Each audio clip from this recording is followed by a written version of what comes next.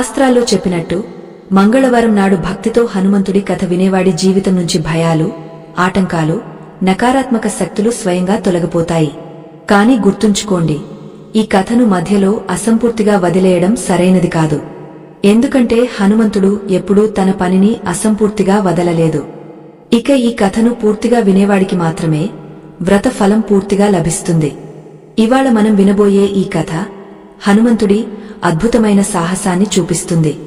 దీన్ని తెలుసుకుంటే మన మనసులో సాహసం మేల్కొంటుంది, హృదయం స్థిరంగా మారుతుంది. అంతా భక్తులు మనస్ఫూర్తిగా ఈ కథ విని మీ హృదయాల్లో భక్తిభావాన్ని మరింత గట్టిగా పాతుకుని చేయండి. భక్తులారా, మీకు మా కథ నచ్చితే ఛానల్ను సబ్స్క్రైబ్ చేసుకోండి, కథకు లైక్ చేయండి. ఈ దివ్యజ్ఞానాన్ని మీ కుటుంబం, భక్తులందరికీ చేరవేయండి. జయ శ్రీరామ్, జయ బజరంగబలి.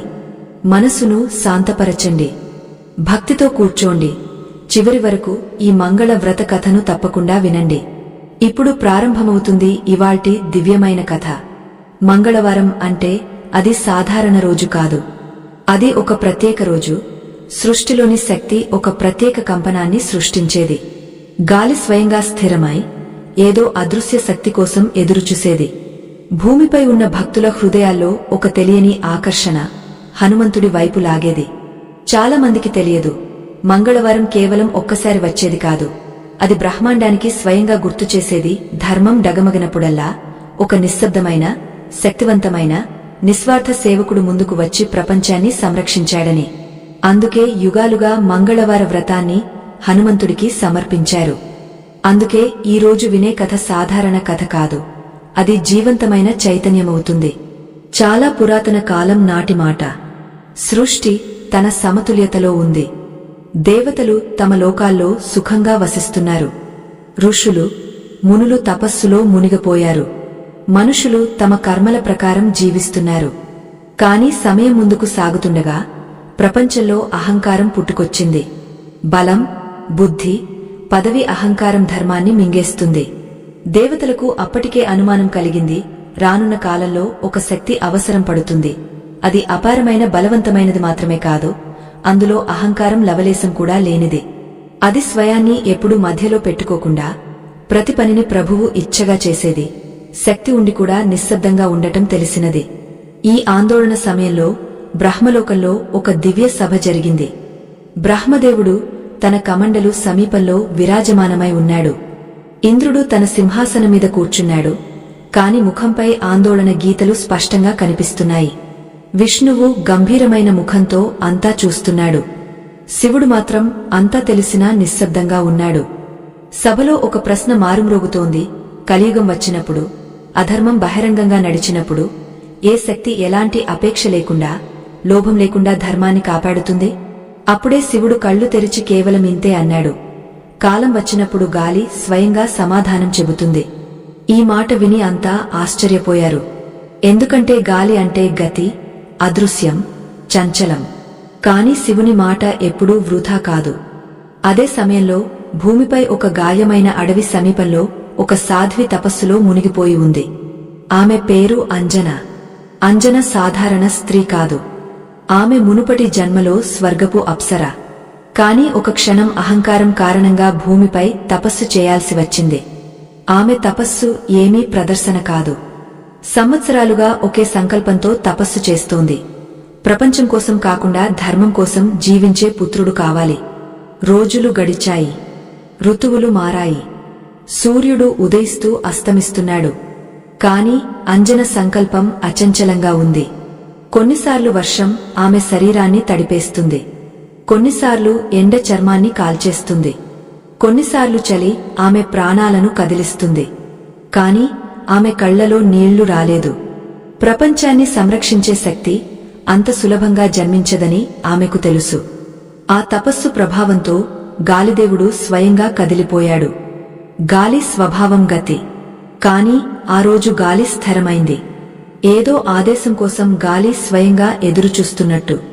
అదే సమయంలో కైలాస పర్వతంపై శివుడు ధ్యానంలో మునిగిపోయాడు. ఆయన ధ్యానం స్వయంలో కాదు, భవిష్యత్ రక్షణలో. ఆయన అంజన తపస్సును చూశాడు.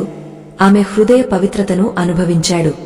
అప్పుడే నిర్ణయించాడు, ప్రపంచానికి కావాల్సిన శక్తి ఇప్పుడు భూమిపై అవతరిస్తుంది.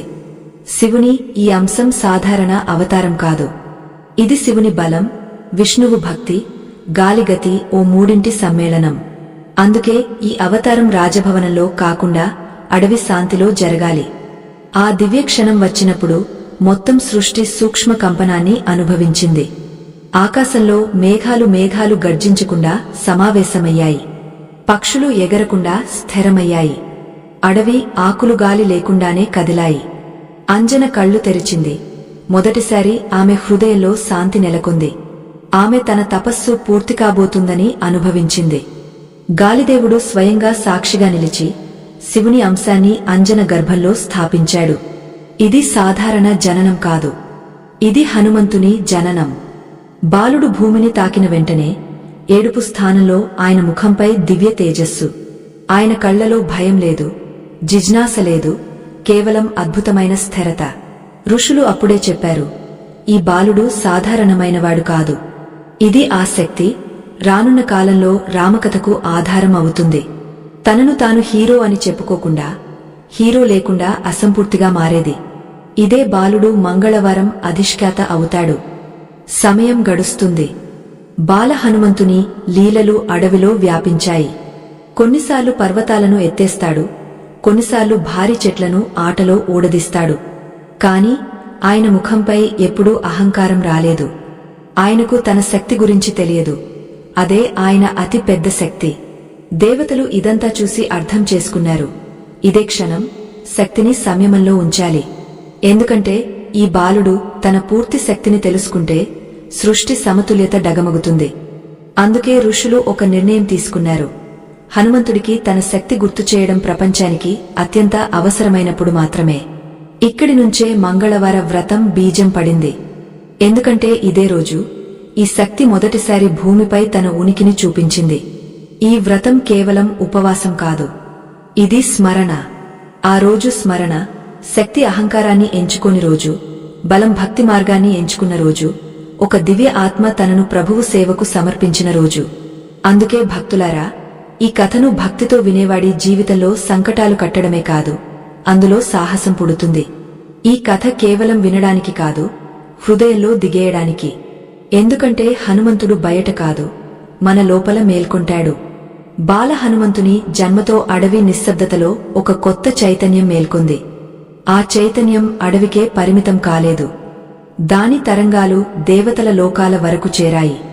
అంజనమాత ఆయనను ఎత్తుకున్నప్పుడు సాధారణ బిడ్డను ఎత్తుకోలేదని అనిపించేది.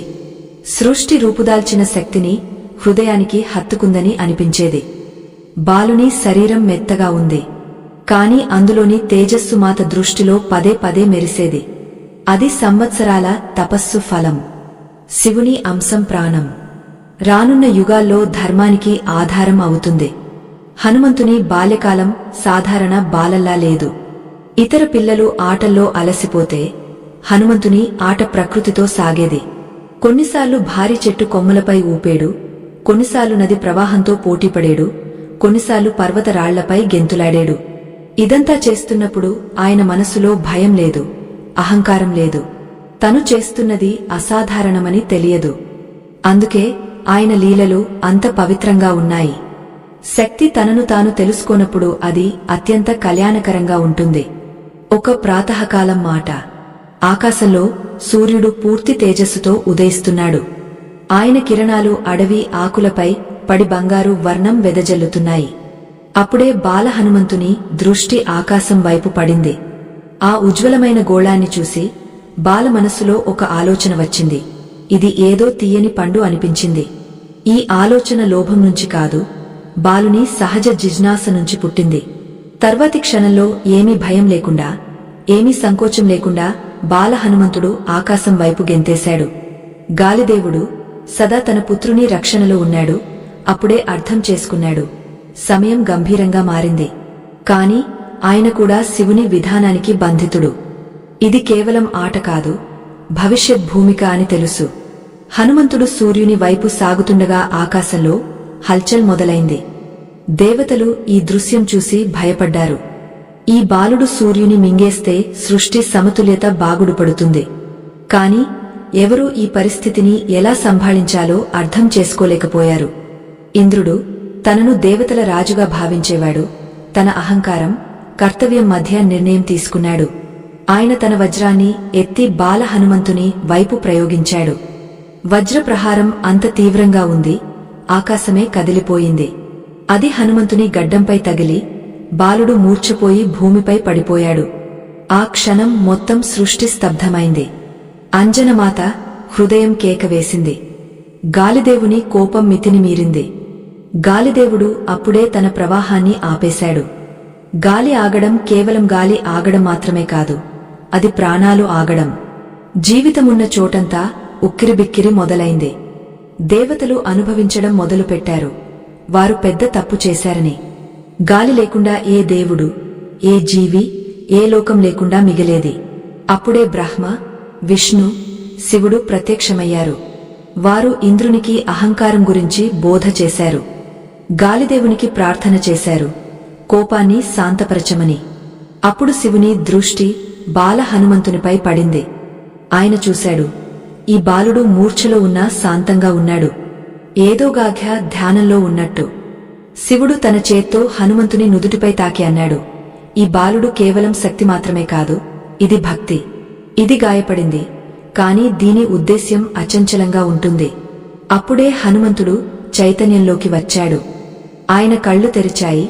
మొదటిసారి అందులో కరుణ కనిపించింది. ఆయన ఇంద్రుని వైపు కోపంగా చూడలేదు, ఎవరితోనూ ప్రతీకార భావం లేదు. ఈ క్షణం సాక్ష్యమిస్తుంది, ఈ శక్తి అహంకారం లేనిది. దేవతలు అప్పుడు నిర్ణయించారు, ఈ బాలునికి వరాలు ఇవ్వాలి, కాని ఆయన పూర్తి శక్తిని సంయమంలో ఉంచాలి. బ్రహ్మవరం ఇచ్చాడు. హనుమంతును ఏ ఆయుధం మారలేదు. విష్ణువు అన్నాడు, ఈ బాలుడు ఎక్కడికి వెళ్తాడో అక్కడ భక్తి దీపం వెలుగుతుంది. శివుడు వరమిచ్చాడు. ధర్మం సంకటంలో ఉన్నప్పుడల్లా ఈ బాలుడు తన పూర్తి శక్తిని గుర్తు చేసుకుంటాడు. గాలిదేవుడు తన పుత్రునికి తనలాంటి అజేయ గతిని ఇచ్చాడు. కాని ఈ వరాలతో పాటు ఒక నిశ్శబ్ద నిర్ణయం కూడా తీసుకున్నారు. ఋషులు అన్నారు, హనుమంతునికి తన శక్తి గుర్తు చేయడం ప్రభు రాముడు స్వయంగా చేసినప్పుడు మాత్రమే. ఎందుకంటే ఈ శక్తి ముందుగా మేల్కొంటే ప్రపంచానికి భారమవుతుంది. ఈ నిర్ణయం కేవలం రక్షణ కోసం కాదు, భక్తి పూర్తికి. శక్తి భక్తికి లోబడి ఉన్నప్పుడు మాత్రమే కళ్యాణకరమవుతుంది. ఇక్కడి నుంచే మంగళవార వ్రతం రహస్యం మరింత గాజమవుతుంది. ఇదే రోజు శక్తిని సంయమంలో ఉంచారు. దేవతలు స్వీకరించారు, కేవలం బలం చాలదు, వివేకం, భక్తి అవసరం. ఈ వ్రతం చేసేవాడు తన లోపలి ఉగ్రతను సంయమంలోకి తెచ్చుకునే సంకల్పం చేస్తాడు. ఇది కేవలం బయటి ఉపవాసం కాదు, లోపలి శుద్ధి మార్గం. బాల హనుమంతుడు మళ్లీ తన ఆటల్లో మునిగిపోయాడు. కాని ఇప్పుడు ఆయన చుట్టూ అదృశ్య రక్షా కవచముంది. ఆయన నవ్వుతూ, ఆడుతూ అడవి శాంతిలో మునిగిపోతాడు. అంజనమాత ఆయనను చూసినప్పుడు మనసులో ఒక వింత సంతృప్తి. ఆమెకు తెలుసు, తన పుత్రుడు ప్రపంచానికి చెందినవాడు. ప్రపంచానికి చెంది కూడా ప్రపంచానికి అతీతుడు. ఇదే మాత సర్వశ్రేష్ఠ త్యాగం. సమయం ముందుకు సాగుతుంది. బాల హనుమంతుడు పెద్దవాడవుతున్నాడు. ఆయన లోపల భక్తి బీజం మొలకెత్తుతుంది. అది తెలియకపోయినా అదే బీజం ముందు రామనామంతో సించనం అవుతుంది. ఆ సమయం వచ్చినప్పుడు మంగళవారం మహత్తు మరింత పెరుగుతుంది. ఎందుకంటే ఇదే రోజు శక్తి, భక్తి పూర్తి మిలనం జరుగుతుంది. బాల్యలీలల తర్వాత హనుమంతుని జీవితం కొత్త మలుపు తిరుగుతుంది. ఇప్పుడు వచ్చే సమయం కేవలం బలం, గతి చాలవు. వివేకం, జ్ఞానం, సంయమం అవసరం. అడవిలోని ఋషులు, మునులు బాగా అర్థం చేసుకున్నారు. ఈ బాలుడు శారీరకంగా మాత్రమే కాదు, ఆత్మికంగా కూడా అసాధారణుడు. ఆయన లోపల ప్రశ్నలు పుడుతున్నాయి. నేను ఎవరు?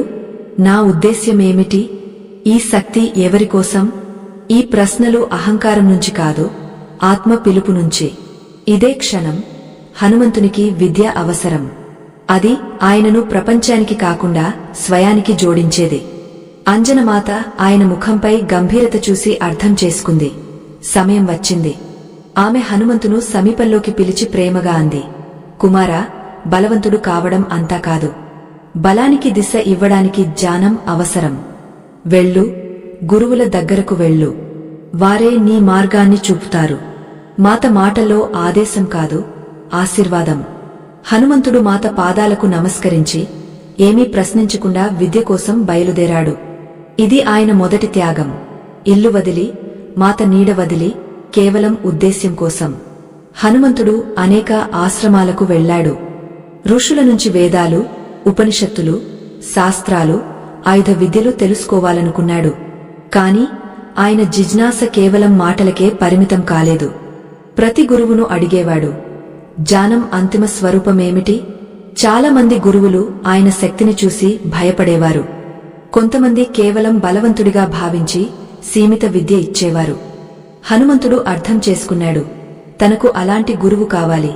ఆయన శక్తికి భయపడకుండా, స్వరూపానికి మోహపడకుండా ఆత్మ మార్గాన్ని చూపేవాడు.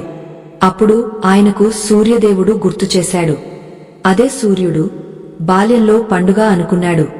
అదే సూర్యుడు ప్రతిరోజు ప్రపంచానికి కాంతి ఇస్తాడు, ఏమీ అపేక్ష లేకుండా. సూర్యుడు ఎప్పుడూ ఆగడు. చీకటితో పోరాడకుండా కాంతి ఇచ్చి చీకటిని తొలగస్తాడు. హనుమంతుడు నిర్ణయించాడు, ఆయనే తన గురువు. ఈ నిర్ణయం అహంకారం నుంచి కాదు, గాధ్య వివేకం నుంచి. మరుసటి ఉదయం సూర్యుడు తన రథంపై ఆకాశంలో ఉదయించినప్పుడు హనుమంతుడు ఆయనకు నమస్కరించి అన్నాడు, ఓ సూర్యదేవా, మీరు ప్రపంచానికి మొదటి గురువు. మీతోనే సమయం నడుస్తుంది, జీవితం నడుస్తుంది. నన్ను మీ శిష్యునిగా స్వీకరించండి. సూర్యదేవుడు మొదట ఆశ్చర్యపోయాడు. అన్నాడు, కుమారా, నేను నిరంతర గతిలో ఉన్నాను. నాకు ఆగే సమయం లేదు. హనుమంతుడు నవ్వి అన్నాడు, మీరు ఆగలేకపోతే నేను మీతో పాటు వస్తాను. ఈ మాట కేవలం మాట కాదు, సంకల్పం. అప్పుడే అద్భుత దృశ్యం సృష్టించబడింది. సూర్యుడు తన రథంపై సాగుతున్నాడు. హనుమంతుడు ఆయన ముందు ఆకాశంలో ఎగురుతూ విద్య గ్రహిస్తున్నాడు. సూర్యదేవుడు వేదాల జ్ఞానం ఇస్తున్నాడు, శాస్త్రాల సారాన్ని చెబుతున్నాడు. హనుమంతుడు ఏకాగ్ర చిత్తంతో అంతా గ్రహిస్తున్నాడు. అలసట లేదు, ఆకలి లేదు, దాహం లేదు, కేవలం జ్ఞానం. ఈ విద్య ఏ గురుకులంలో కాదు, మొత్తం బ్రహ్మాండం ముందు సాగుతుంది. అందుకే హనుమంతును 9 వ్యాకరణాలు, సంపూర్ణ వేదాల జాతగా చెబుతారు. కాని ఈ విద్యతో పాటు మరోగాగ్య సత్యం హనుమంతుని లోపల స్థాపించబడుతుంది, నిశ్శబ్ద శక్తి. సూర్యదేవుడు చెప్పాడు, తన శక్తిని ప్రదర్శించనివాడే నిజమైన శక్తివంతుడు. నిశ్శబ్దంలో ఉండేవాడే సమయం వచ్చినప్పుడు ప్రపంచాన్ని కదిలిస్తాడు. హనుమంతుడు ఈ విద్యను విని మాత్రమే కాదు, జీవితంలో అనుసరించాడు. అందుకే ఆయన స్వభావం మరింత వినయంగా, స్థిరంగా మారింది. హనుమంతుడు తన విద్య పూర్తి చేసి తిరిగి వచ్చినప్పుడు ఆయన లోపల అద్భుత సమతుల్యత ఉంది. అదే అపార బలం, అదే గతి. కాని ఇప్పుడు వివేకం కలిసింది. ఆయనకు తెలుసు, ఎప్పుడు మాట్లాడాలి, ఎప్పుడు నిశ్శబ్దంగా ఉండాలి, ఎప్పుడు శక్తి చూపాలి, ఎప్పుడు దాచాలి. ఈ సమతుల్యతే ఆయనను ఇతర శక్తుల నుంచి వేరుచేస్తుంది. అందుకే ఆయన ఎప్పుడూ తనను మధ్యలో పెట్టుకోడు, సేవను మాత్రమే తన మార్గంగా భావిస్తాడు. మంగళవార వ్రతం రహస్యం ఇక్కడ మరింత గాజమవుతుంది. ఇదే దశ హనుమంతుడు జ్ఞానం, శక్తి సమతుల్యతను నేర్చుకున్నాడు. మంగళవార వ్రతం చేసేవాడు తన లోపల ఈ సమతుల్యతను మేల్కొల్పుతాడు. ఈ వ్రతం సంకటాల నుంచి కాపాడడమే కాదు, వివేకాన్ని ఇస్తుంది. సరి తప్పుల మధ్య భేదం చేసే శక్తి. సమయం ముందుకు సాగుతుంది. సృష్టి మరో మహత్తర ఘటనకు సిద్ధమవుతుంది. అయోధ్యలో శ్రీరాముని అవతారం జరిగింది. రామకథ మెల్లగా తన మార్గంలో సాగుతుంది. హనుమంతుడు మాత్రం ఇంకా నిశ్శబ్దంగా ఉన్నాడు. ఆయనకు తెలుసు, తన సమయం వస్తుంది, కాని ఇంకా కాదు. ఆయన శక్తి నిద్రపోలేదు, ఎదురుచూస్తుంది. ఎందుకంటే ప్రభు స్వయంగా పిలిచినప్పుడు మాత్రమే ఆ శక్తి పూర్తిగా మేల్కొంటుంది. గురు సూర్యుని నుంచి విద్య పొందిన తర్వాత హనుమంతుని జీవితం మరింత స్థిరంగా, గంభీరంగా, శాంతంగా మారింది. ఇప్పుడు ఆయన లోపల బాల్య చంచలత లేదు, తన శక్తిని చూపించాలనే కోరిక లేదు. ఆయనకు తెలుసు, తనకు లభించిన జ్ఞానం స్వయం కోసం కాదు, ఏదో మహత్తర ఉద్దేశ్యం కోసం. అందుకే ఆయన మళ్లీ అడవులకు తిరిగి వచ్చి సేవ, నిశ్శబ్దాన్ని తన మార్గంగా చేసుకున్నాడు. ఇదే అవస్థ ఆత్మ తనను తాను పరీక్షించుకునేది. అడవుల్లో ఉంటూ హనుమంతుడు అనేక ఋషులు, మునుల సేవ చేయడం మొదలుపెట్టాడు. వారికి నీరు తెచ్చాడు, కందమూలాలు సేకరించేడు, ఆశ్రమాలను కాపాడేడు. కాని ఎప్పుడూ తన బలాన్ని చూపించలేదు. ఋషులు, మునులు ఆయన స్వభావానికి మిక్కిలి సంతోషిస్తారు. కాని వారి మనసులో జిజ్ఞాస, ఈ వానరుడు ఎవరు? అందులో ఇంత శాంతి, ఇంత శక్తి ఒకేసారి ఉంది.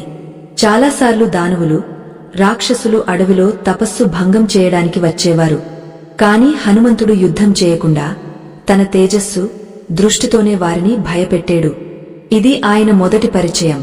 యుద్ధానికి ముందు శాంతి, శక్తికి ముందు కరుణ. ఈ కాలంలో సృష్టిలో అధర్మం మెల్లగా తన పాదాలు విస్తరిస్తుంది. రావణుని అహంకారం పెరుగుతుంది. దేవతల ఆందోళన మరింత గాయమవుతుంది.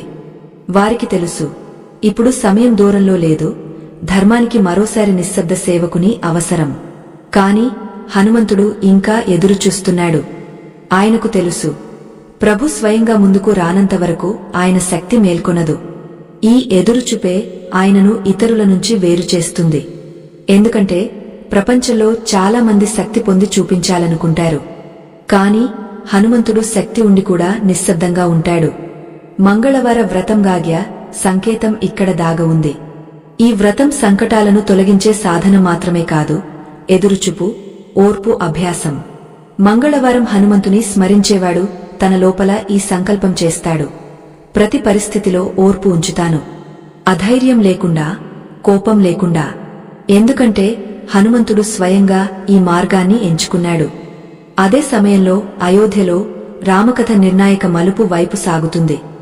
మాతా సీత హరణం జరిగింది. ప్రభు శ్రీరాముడు అడవి తిరిగా సీతను వెతుకుతున్నాడు. సుగ్రీవుడు, వానరసేన ఏర్పడుతుంది. కాని ఆ సేనకు ఇంకా అజేయమైన ఆధారం లభించలేదు. ఋషులకు అనుమానం మొదలైంది. ఇప్పుడు సమయం సమీపంలో ఉంది. హనుమంతుని నిశ్శబ్ద శక్తి మేల్కొంటుంది. కాని ఆ మేల్కొల్పు ఏమీ ఆదేశం నుంచి కాదు, భక్తి స్పర్శ నుంచి. ఒకరోజు హనుమంతుడు ధ్యానంలో మునిగిపోయాడు. ఆయన మనసు పూర్తిగా శాంతం, శ్వాసలు కూడా స్థిరం. అప్పుడు ఆయన లోపల సూక్ష్మ కంపనం మొదలైంది. ఇది బయటి శబ్దం కాదు, ఆత్మ పిలుపు. ఎవరో పిలుస్తున్నట్టు అనిపించింది, మాటలు లేకుండా. హనుమంతుడు కళ్ళు తెరిచి మొదటిసారి ఆయన ముఖంపై మెల్లని నవ్వు. ఆయన అర్థం చేసుకున్నాడు, సమయం సమీపంలో ఉంది. తాను సిద్ధపరుచుకున్న ప్రభు ఇప్పుడు ప్రపంచంలో తన పని సిద్ధం చేస్తున్నాడు. అదే సమయంలో కిష్కింధ అడవిలో సుగ్రీవుడు, బాలి సంఘర్షణ తారాస్థాయికి చేరింది. వానర సమాజం భయం, భ్రమంలో ఉంది. వారికి అలాంటి మార్గదర్శకుడు కావాలి, బలవంతుడు మాత్రమే కాదు, వివేకవంతుడు కూడా. ఇదే చోటు హనుమంతును పంపాలి. కాని హనుమంతుడు స్వయంగా వెళ్లలేదు, పంపబడ్డాడు. ఇది కూడా ఒక సంకేతం. ఆయన ఎప్పుడూ స్వయంగా ముందుకు రాడు, సేవ కోసం పిలవబడతాడు. హనుమంతుడు కిష్కింధ చేరినప్పుడు తనను కేవలం దూతగా చూపించాడు. ఆయన లోపల అహంకారం లేదు. తాను సూర్యుని శిష్యుడు, శివుని అంశం, అపార బలస్వామి అని. తనను కేవలం సేవకుడిగా చెప్పాడు. ఇదే క్షణం ఆయన జీవిత దిశను నిర్ణయించింది. ఎందుకంటే సేవ మార్గం ఎంచుకునేవాడు ఎప్పుడూ ఒంటరిగా ఉండడు. స్వయం ఈశ్వరుడు ఆయనతో నడుస్తాడు. మంగళవారం మహత్తు ఇక్కడ మరింత స్పష్టమవుతుంది. ఇదే రోజు హనుమంతుడు తనను పూర్తిగా సేవకు సమర్పించాడు. ఈ సమర్పణ ఒక క్షణం కాదు, సంవత్సరాల తపస్సు, నిశ్శబ్దం, ఎదురుచూపు ఫలం. ఈ రోజు కథ వినేవాడు తన లోపల ఈ సమర్పణ బీజాన్ని విత్తుతాడు. ఇప్పుడు కథ ఆ మలుపుకు చేరుతుంది. శక్తి, భక్తి సాక్షాత్మిలనం జరగబోతుంది. ఆ క్షణం వస్తుంది. హనుమంతుడు మొదటిసారి శ్రీరామును చూస్తాడు. ఆయన జీవితం, ఉద్దేశ్యం, ఉనికి అంతా ఒకే నామంలో లీనమవుతుంది. కాని ఆ మిలనం సులభం కాదు. అది పరీక్ష ద్వారా సాగుతుంది. యుగాలుగా ఎదురుచూసిన ఆ క్షణం మెల్లగా సాకారమవుతుంది. హనుమంతుడు కిష్కింధ అడవుల్లో ఉంటూ లోపల శాంతంగా లేడు. ఆయన నిశ్శబ్దం ఇప్పుడు కేవలం ఎదురుచూపు కాదు, అదృశ్య ఆకర్షణగా మారింది. ఆయనకు తెలుసు, జీవితంలో ఏదో క్షణం వస్తుంది, దాని తర్వాత తాను ఇప్పటివరకు ఉన్నవాడు కాడు. ఈ అనుభూతి భయం కాదు, పూర్తి సమర్పణ. ఆత్మ తనను ఏదో ఉన్నత సత్యానికి అప్పగించడానికి సిద్ధమవుతుంది. అదే సత్యం ఇప్పుడు రామరూపంలో భూమిపై సంచరిస్తుంది. కిష్కింధ అడవి ఆ రోజు అసాధారణంగా శాంతంగా ఉంది. పక్షుల చిలిపి కిలకిలల్లో కూడా గంభీరత, గాలిలో అలౌకిక సుగంధం కలిసింది. అప్పుడే ఇద్దరు తేజస్సులు అడవిలోకి ప్రవేశిస్తున్నారు. ఒకరి ముఖంపై కరుణ, మర్యాద తేజస్సు, మరొకరి కళ్లలో అచంచల బలం, సోదరభావం. వీరు సాధారణ అడవి వాసులు కాదు. వీరు మర్యాద పురుషోత్తముడు శ్రీరాముడు, ఆయన సోదరుడు లక్ష్మణుడు. సీత వియోగం రాముని ముఖంపై గంభీరత తెచ్చింది. కాని ఆయన లోపల కరుణ ఇంకా పూర్తిగా జీవంతంగా ఉంది. ఆయన ఎక్కడికి వెళ్తాడో అక్కడ వాతావరణం స్వయంగా పవిత్రమవుతుంది. హనుమంతుడు వారిని దూరం నుంచి చూశాడు. ఆ క్షణం ఆయన గెంతలేదు, ఏమీ శక్తి ప్రదర్శన చేయలేదు. స్థిరంగా నిలబడ్డాడు. ఆయన లోపల సంవత్సరాలుగా సంచితమైన నిశ్శబ్దం ఒక్కసారిగా కదిలింది. ఆయన అనుభవించాడు, ఇదే ప్రభు, దీనికోసం తాను శక్తిని సంయమంలో ఉంచాడు. దీనికోసం జ్ఞానాన్ని నిశ్శబ్దంలో మలిచాడు. దీనికోసం తనను ఎప్పుడూ ప్రకటించలేదు. కాని హనుమంతుడు నేరుగా ముందుకు వెళ్లలేదు. మొదట పరీక్ష మార్గాన్ని ఎంచుకున్నాడు. ఎందుకంటే ఆయనకు తెలుసు, ఈ మిలనం కేవలం భావోద్వేగాలు కాదు, మర్యాద, వివేకం కూడా. హనుమంతుడు బ్రాహ్మణ వేషం ధరించి శ్రీరాముడు, లక్ష్మణుడు సమీపంలోకి చేరాడు. ఆయన మాట మధురం, కళ్లలో శాంతి, ముఖంపై ఏమీ మోసం లేదు. వినయంగా ప్రశ్నలు అడిగాడు. వారి ఉద్దేశ్యం అర్థం చేసుకున్నాడు. వారి మాటలు విన్నాడు. శ్రీరాముడు హనుమంతుని మాటలు విని అర్థం చేసుకున్నాడు, ఇది సాధారణ బ్రాహ్మణుడు కాదు. మాటలో ఆ లోతు, నిశ్శబ్దాన్ని సాధించినవాడు మాత్రమే ఇవ్వగలడు. లక్ష్మణుడు కూడా అనుభవించాడు. ముందు నిలిచిన ఈ వ్యక్తి బయట సాధారణంగా కనిపించినా లోపల అతి విశాలుడు. తర్వాత వచ్చిన ఆ క్షణం హనుమంతుడు తనను ఆపుకోలేకపోయాడు. శ్రీరాముని పాదాలపై పడి తనను ప్రకటించాడు. ఆ క్షణం పుట్టిన భావం మాటల్లో బంధించలేము. అది కేవలం అనుభూతి. హనుమంతుడు అన్నాడు, ప్రభూ, నేను మీ దాసుని. నా ఉనికి లేదు, ఉద్దేశ్యం లేదు. అది మీ పనికి జోడించకపోతే. ఈ మాట ఏమీ ఔపచారిక పరిచయం కాదు, ఆత్మ సమర్పణ. శ్రీరాముడు హనుమంతును లేపి హృదయానికి హత్తుకున్నాడు. ఆ క్షణం బ్రహ్మాండం శ్వాస తీసినట్టు. శక్తి, భక్తి మిలనం, దేవతలు ఎదురుచూసినది ఇప్పుడు సాకారమైంది. శ్రీరాముడు అన్నాడు, హనుమంతా, ఇవాల్టి నుంచి నువ్వు నా సేవకుడు మాత్రమే కాదు, నా హృదయ అంశం. ఇదే క్షణం హనుమంతుని నిద్రపోయిన శక్తి మేల్కొనలేదు, వంగింది. ఎందుకంటే భక్తి మేల్కొన్నప్పుడు శక్తి స్వయంగా దాని పాదాలకు వంగుతుంది. మంగళవార వ్రతం నిజమైన రహస్యం ఈ క్షణం నుంచి జోడించబడింది. ఇదే రోజు హనుమంతుడు తన జీవిత దిశను నిర్ణయించాడు. బల మార్గాన్ని ఎంచుకోలేదు, సేవ మార్గాన్ని ఎంచుకున్నాడు. మంగళవార వ్రతం చేసేవాడు ఈ మార్గంలో సాగుతాడు. జీవితంలో అతిపెద్ద శక్తి సేవ, అతిపెద్ద బలం సమర్పణ అని నేర్చుకుంటాడు. దీని తర్వాత హనుమంతుడు సుగ్రీవుడు, శ్రీరాముడు మధ్యవారధి అయ్యాడు. కేవలం సంభాషణ చేయడమే కాదు, విశ్వాసం స్థాపించాడు. సుగ్రీవునికి సాహసం వచ్చింది, రామునికి సహాయం, వానరసేనకు దిశ.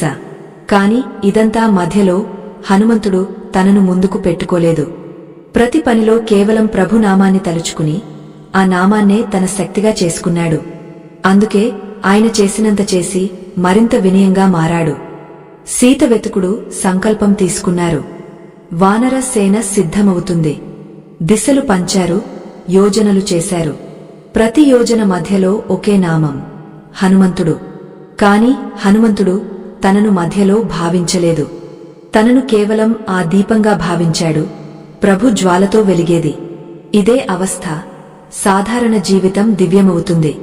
కథ ఇప్పుడు తన అతి సాహస దశలోకి ప్రవేశిస్తుంది. ముందు ఆ ప్రయాణం, భక్తికి పరీక్ష ఇవ్వాలి, శక్తి తనను సిద్ధం చేసుకోవాలి. శ్రీరామునితో మిలనం తర్వాత హనుమంతుని జీవితం ఇప్పుడు ఆయనది కాదు.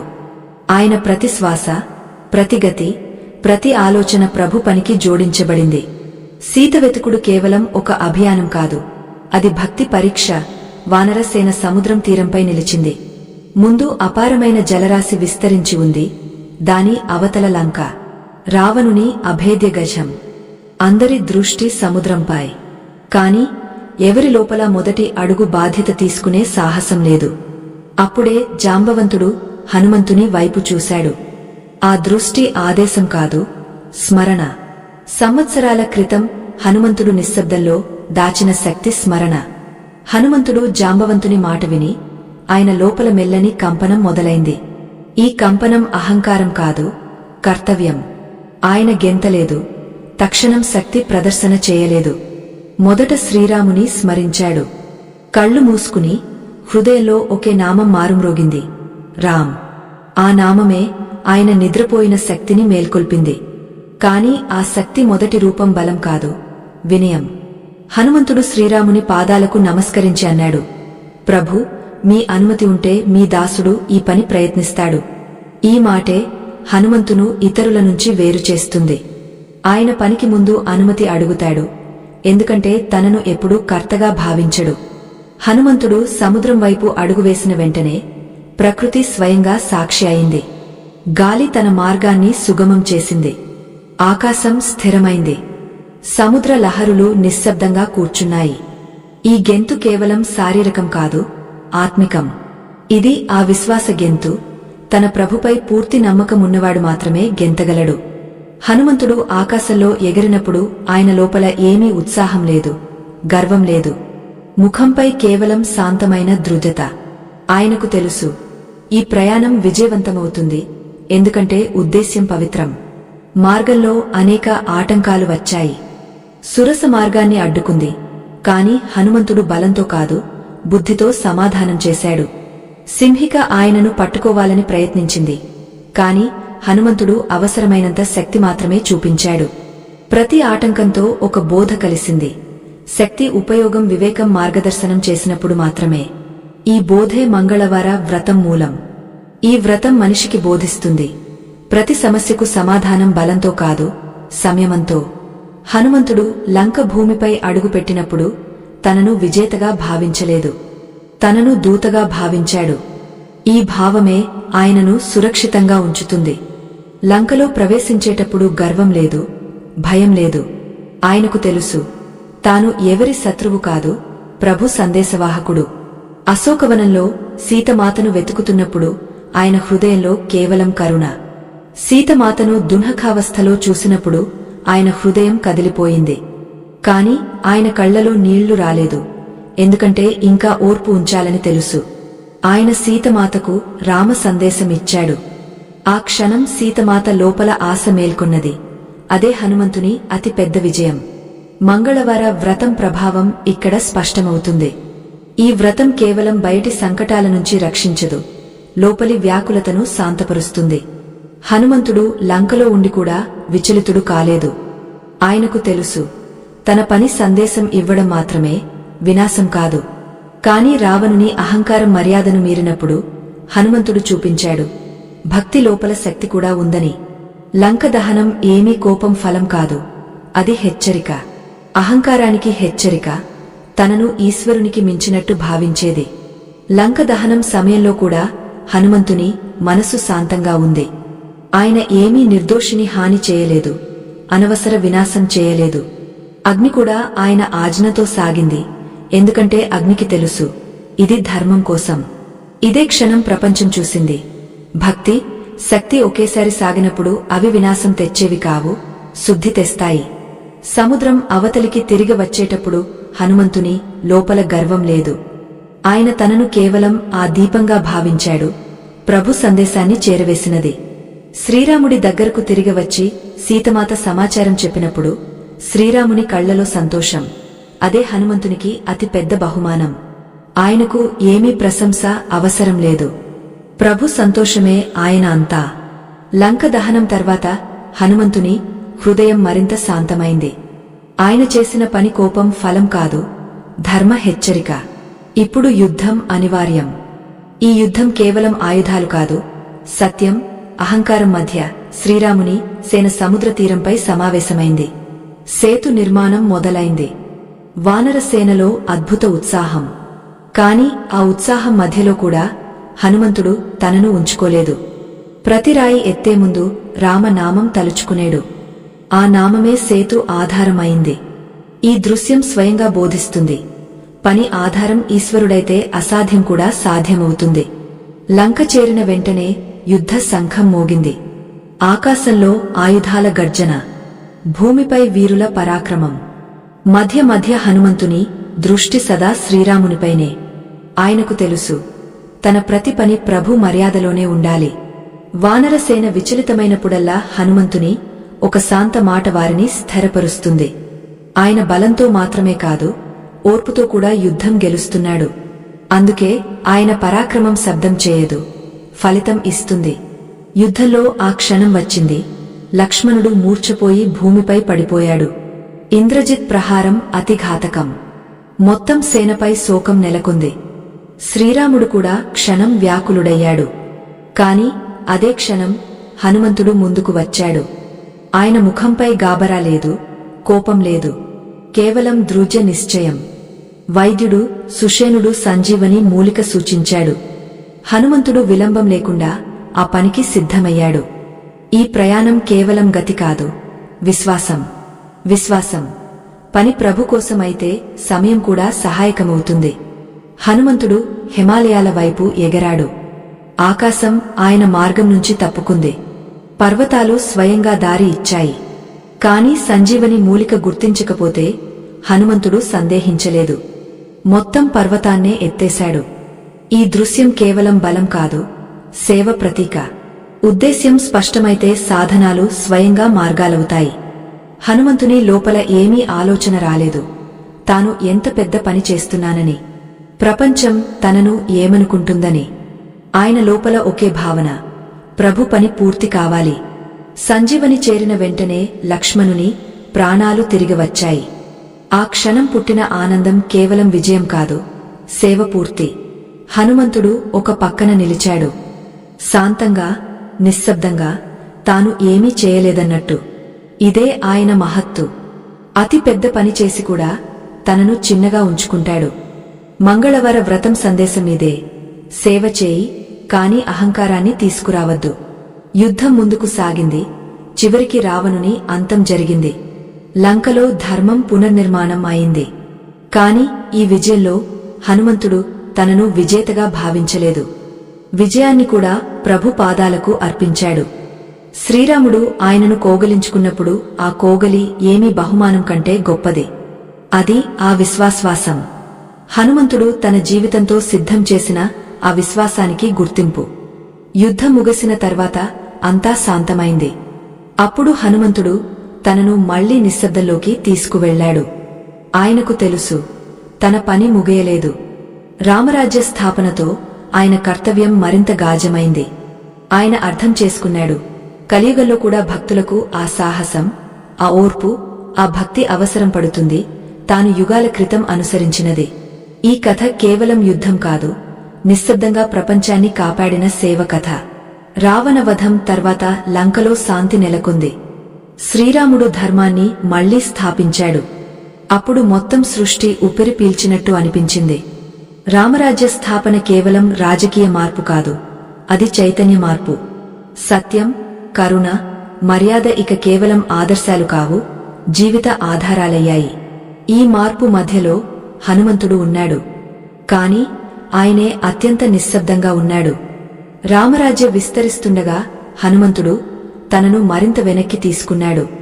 ఎందుకంటే ఆయన జీవిత ఉద్దేశ్యం ఎప్పుడూ తనను స్థాపించడం కాదు, ప్రభు మర్యాదను జీవంతంగా ఉంచడమే. అయోధ్యలో రాజ్యాభిషేక సమయం వచ్చింది. నగరం దీపాలతో మెరిసిపోయింది. దిక్కులన్నీ మంగళ గీతాలతో నిండిపోయాయి. దేవతలు పుష్పవృష్టి చేస్తున్నారు. కాని ఈ దివ్య దృశ్యం మధ్యలో హనుమంతుడు అతి వెనక నిలిచాడు. శ్రీరాముడు ఆయనను సమీపంలోకి పిలిచి అన్నాడు, ఈ విజయం, ఈ రాజ్యం అతి పెద్ద హక్కుదారుడు నువ్వే. అప్పుడు హనుమంతుడు వినయంగా అన్నాడు, ప్రభూ, మీ పాదాల సేవ నా భాగ్యమైతే అదే నా బహుమానం. ఈ మాట ఏమీ త్యాగ ప్రదర్శన కాదు, అది ఆయన ఆత్మ సహజ భాష. ఆ క్షణం శ్రీరాముడు ప్రపంచానికి చూపించాడు, నిజమైన భక్తుడు తన హక్కులు అడగడు. సమయం గడిచింది. రామరాజ్య తన పూర్తి వైభవంలో ఉంది. కాని హనుమంతుని మనసు ఇంకా స్థిరంగా లేదు. ఆయనకు అనుమానం కలిగింది. త్రేతాయుగం ముగసిపోతుంది, కలియుగం రాబోతుంది. రానున్న యుగంలో మనుషులు బయటి సాధనాలపై ఎక్కువ నమ్మకం పెట్టి లోపలి భక్తిని మరచిపోతారు. ఈ ఆందోళనే హనుమంతుని మరో సంకల్పం తీసుకునేలా ప్రేరేపించింది. ఆయన నిర్ణయించాడు, తాను కేవలం రామకథ పాత్రగా మాత్రమే ఉండను, కలియుగంలో కూడా జీవంత చైతన్యంగా భక్తులకు మార్గదర్శకుడినవుతాను. ఈ సంకల్పంతో హనుమంతుడు శ్రీరాముని దగ్గర ఒక వరం అడిగాడు. అన్నాడు, ప్రభూ, భూమిపై మీ నామం తీసుకున్నంత కాలం నేను ఇక్కడే ఉండాలని కోరుతున్నాను. శ్రీరాముని కళ్లలో కరుణ, ఆనందం ఒకేసారి కనిపించాయి. ఆయన హనుమంతునికి అమరత్వ వరం ఇచ్చాడు. ఈ అమరత్వం శరీరం కాదు, భక్తి. అందుకే ఇవాళ కూడా హనుమంతుడు మందిరాల్లో మాత్రమే కాదు, రామనామం భక్తితో తీసుకునే ప్రతి హృదయంలో ఉన్నాడు. కలియుగం వచ్చింది. సమయం మారింది, సమాజం మారింది, మనుషుల గతి పెరిగింది. కాని ఓర్పు తగ్గపోయింది. భయం, అసురక్షత, లోభం మనిషిని చుట్టుముట్టాయి. అలాంటి సమయంలో మంగళవార వ్రతం మరింత మహత్తు పొందింది. ఇది కేవలం సంప్రదాయం కాదు, జీవంత సాధన అయింది. మంగళవారం హనుమంతుని స్మరించేవాడు తన లోపల సాహసాన్ని మేల్కొల్పుతాడు. ఈ వ్రతం మనిషికి గుర్తుచేస్తుంది, సంకటం ఎంత పెద్దదైనా మనసు స్థిరంగా ఉంటే మార్గం తప్పకుండా దొరుకుతుంది. చెప్పబడుతుంది, కలియుగంలో హనుమంతుడు నిజమైన పిలుపు ఉన్న చోట చేరుకుంటాడు. రూపం మార్చుకుని వస్తాడు. కొన్నిసార్లు సాధువుగా, కొన్నిసార్లు మిత్రుడిగా, కొన్నిసార్లు తెలియని సహాయకుడిగా. చాలామంది భక్తులు ఈ అనుభవం చెప్పారు. జీవితంలో అతి చీకటిగడ్డు సమయంలో ఏదో అదృశ్య శక్తి తమను ఆదుకుందని. ఆ శక్తే హనుమంతునిది. అందుకే మంగళవారం వినే కథ కేవలం కథ కాదు, అనుభవమవుతుంది. మంగళవార వ్రతం మరోగాధ్య రహస్యం ఇక్కడ వెలుగులోకి వస్తుంది. ఇది మనిషిని బయటి శత్రువుల నుంచి కాదు, లోపలి భయం నుంచి విముక్తి చేస్తుంది. హనుమంతుడు ఎప్పుడూ రావణుని నుంచి భయపడలేదు, ఎందుకంటే ఆయన తన లోపలి బలహీనతల నుంచి విముక్తుడు. ఈ వ్రతాన్ని భక్తితో చేసేవాడి లోపల కూడా ఆ నిర్భయత పుడుతుంది. ఈ వ్రతం మనసును స్థిరపరుస్తుంది, ఆలోచనలను స్పష్టం చేస్తుంది, జీవితానికి దిశ ఇస్తుంది. హనుమంతుడు కలియుగం కోసం తనను సరళంగా మలిచాడు. ఆయనకు భారీ విధానాలు, కఠిన నియమాలు అవసరం లేదు. ఆయనకు కేవలం నిజమైన భావం కావాలి. ఒక దీపం, ఒక పువ్వు, ఒక రామనామం, ఇదే ఆయన పూజ. అందుకే ఆయన అతి సులభ దేవతగా పిలవబడతాడు. టూటి మనసుతో ఆయనను పిలిచేవాడిని ఆయన ఎప్పుడూ ఖాళీ చేతులతో తిరిగ పంపడు. కలియుగం తన పూర్తి ప్రభావంతో ప్రపంచాన్ని చుట్టుముట్టినప్పుడు మనిషి జీవితం మరింత వ్యాకులమైంది. భయం, అస్థిరత, సంఘర్షణ, అనిశ్చితి అన్ని దిక్కులా వ్యాపించాయి. అలాంటి సమయంలో మనిషికి అతి సమీపంగా ఉన్న శక్తి శ్రీ హనుమంతుడిదే. ఆయన సింహాసనంపై కూర్చుని రాలేదు, సాధారణ భక్తుని హృదయంలో ఆశ్రయం పొంది వచ్చాడు. అందుకే కలియుగంలో మంగళవారం కేవలం ఒక రోజు కాదు, ఆశ్వాసం అయింది. ఆశ్వాసం. సంకటం ఎంత గాయమైనా హనుమంతుని స్మరణ నిజమైన మనసుతో చేస్తే మార్గం తప్పకుండా దొరుకుతుంది. మంగళవార వ్రత విధానం అతి సరళం, కాని దాని భావం అతిగాజం. ఈ వ్రతం సూర్యోదయానికి ముందే మొదలవుతుంది. భక్తుడు స్నానం చేసి శుభ్రవస్త్రాలు ధరించి మనసులో సంకల్పం చేస్తాడు, ఈరోజు భయంతో కాకుండా సాహసంతో జీవిస్తాను. హనుమంతునికి ఎర్రని పుష్పాలు, సింధూరం, చోళా, గుడ్సనగలు సమర్పిస్తాడు. కాని ఇవన్నీ బయటి చిహ్నాలు మాత్రమే. నిజమైన సమర్పణ లోపలి బలహీనతలను హనుమంతుని పాదాలకు అర్పించడం. మంగళవారం కోపం, అసత్యం, అధైర్యం నుంచి దూరంగా ఉండేవాడే నిజంగా ఈ వ్రతాన్ని ఆచరిస్తాడు. ఈ వ్రతంతో కలిపి కథ శ్రవణం అతి ముఖ్యం. చెప్పబడింది, మంగళవారం హనుమంతుని కథ వినడం కేవలం పుణ్యం కాదు, ఆత్మశుద్ధి. కథ వింటున్నప్పుడు మనసు ఏకాగ్రంగా ఉండాలి. ఎందుకంటే ఈ కథ చెవులతో కాదు, హృదయంతో వినేది. ఈ కథను భక్తితో మధ్యలో వదలకుండా వినేవాడి జీవితంలో మెల్లగా సాహసం, ఓర్పు, వివేకం పుడతాయి. ఈ ఫలం తక్షణం కనిపించకపోయినా సమయంతో తప్పకుండా లభిస్తుంది. ఎందుకంటే హనుమంతుడు ఎప్పుడూ భక్తుని శ్రద్ధను వృధా చేయడు. శాస్త్రాల్లో స్పష్టంగా చెప్పబడింది, కథను మధ్యలో అసంపూర్తిగా వదలడం సరికాదు. అసంపూర్తి కథ కేవలం శ్రవణ అసంపూర్తి కాదు, సంకల్ప అసంపూర్తి. హనుమంతుడు ఎప్పుడూ తన పనిని మధ్యలో వదలలేదు. సముద్రం దాటేటప్పుడు కాదు, లంకలో కాదు, సంజీవని తెచ్చేటప్పుడు కాదు, అలాగే భక్తుడు కూడా కథను పూర్తి భక్తితో వినాలి. కథ ఏదైనా కారణంతో మధ్యలో ఆగిపోతే మరుసటి మంగళవారం అక్కడి నుంచి పూర్తి చేయాలి. మంగళవార వ్రత ఫలం కేవలం బయటి సంకటాల నుంచి ముక్తి కాదు. దీని అతి పెద్ద ఫలం నిర్భయ మనస్సు. హనుమంతుని స్మరణ మనిషికి బోధిస్తుంది. భయం పరిస్థితి నుంచి కాదు, మనసు నుంచి పుడుతుంది. మనసు స్థిరమైతే పరిస్థితి స్వయంగా సులభమవుతుంది. చాలామంది భక్తులు ఈ అనుభవం చెప్పారు. మంగళవార వ్రతాన్ని నియమంగా ఆచరిస్తే జీవితంలో కారణం లేకుండా వచ్చే ఆటంకాలు తగ్గుతాయి, నిర్ణయాలు స్పష్టమవుతాయి, ఆత్మవిశ్వాసం తిరిగి వస్తుంది. చెప్పబడుతుంది, వరుసగా 7 లేదా 9 మంగళవారాలు భక్తితో ఈ వ్రతం చేసి హనుమంతుని కథ వినేవాడి జీవితంలో ఖచ్చితంగా సానుకూల మార్పు వస్తుంది. ఈ మార్పు ధనం లేదా పదవి రూపంలో రావాలని అవసరం లేదు. కొన్నిసార్లు ఇది కేవలం మనశ్శాంతి రూపంలో వస్తుంది. అదే అతి పెద్ద వరం. ఎందుకంటే శాంత మనసు మాత్రమే సరైన నిర్ణయాలు తీసుకుంటుంది. సరైన నిర్ణయాలే జీవితానికి సరైన దిశ ఇస్తాయి. హనుమంతుడు ఇవాళ కూడా కలియుగంలో త్రేతాయుగంలోంతే సక్రియంగా ఉన్నాడు. తేడా కేవలం ఇది. అప్పుడు ఆయన రాముని ముందు ప్రత్యక్షంగా ఉన్నాడు, ఇవాళ భక్తుని లోపల ప్రత్యక్షమవుతాడు. ఆయనను మూర్తిలో మాత్రమే వెతికేవాడు పరిమిత అనుభవం పొందుతాడు. ఆయనను తన లోపల వెతికేవాడు అపార సాహసం పొందుతాడు. మంగళవార వ్రతం ఆ వెతుకుడు మార్గం. ఈ మొత్తం కథ సారం ఇదే. హనుమంతుడు శక్తి కాదు, శరణు. ఆయన యుద్ధం కాదు, సమాధానం. ఆయన గర్జన కాదు, స్థిరత. దీన్ని అర్థం చేసుకున్న భక్తుని జీవితంలో ఎప్పుడూ చీకటి శాశ్వతంగా ఉండదు. సంకటం ఎంత పెద్దదైనా, సమయం ఎంత కఠినమైనా, మనసులో రామనామం, హృదయంలో హనుమంతుని విశ్వాసముంటే జీవితం స్వయంగా మార్గం చూపిస్తుంది. ఇప్పుడు ఈ కథ ఇక్కడే పూర్తవుతుంది. ఏమీ అసంపూర్తి భావం లేకుండా, ఏమీ టూటు లేకుండా. ఈ కథ కేవలం వినడం కోసం కాదు, జీవించడం కోసం. దీన్ని భక్తితో విన్నవాడు, అర్థం చేసుకున్నవాడు, జీవితంలో అనుసరించినవాడు, ఆయనతో హనుమంతుడు ఎల్లప్పుడూ కలిసి నడుస్తాడు. భక్తులారా, ఇవాళ మీరు విన్న ఈ మంగళవార వ్రత కథ కేవలం మాటలు కాదు. అది హనుమంతుని జీవంత కృప స్మరణ. ఈ కథను మీరు పూర్తి మనసుతో చివరి వరకు భక్తితో విన్నట్టయితే నమ్మండి, హనుమంతుడు మీ పిలుపును తప్పకుండా విన్నాడు. ఇప్పుడు కొన్ని క్షణాలు కళ్ళు మూసుకుని మీ మనసులో ఒక ప్రార్థన చేసుకుని దాన్ని హనుమంతుని పాదాలకు అర్పించండి.